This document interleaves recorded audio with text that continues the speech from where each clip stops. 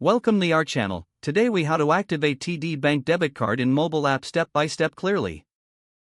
Open the TD Bank mobile app on your smartphone. Log in using your TD Bank credentials.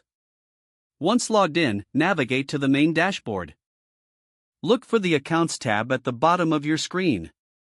Tap on the Accounts tab to access your account details.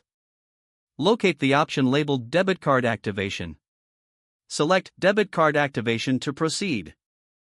You will now see a prompt for your new debit card details. Enter your 16-digit debit card number. Next, input the last 4 digits of your Social Security number. Confirm your identity by entering any additional requested information. Review the terms and conditions presented on the screen. If you agree, check the box to accept. Tap on the Activate Card button to complete the process. You will receive a confirmation message once your card is activated. The card is now ready to use for transactions. If you encounter any issues, follow the on-screen prompts for further assistance. If the page does not load, refresh the browser or try again in a private or incognito window. Make sure you are using the correct email address, then retype it carefully to avoid small typos.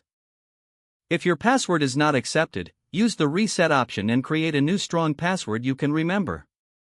Check your spam folder for verification or security emails, then complete any requested confirmation. Enable two-factor authentication if available to improve account security and reduce unauthorized access risk.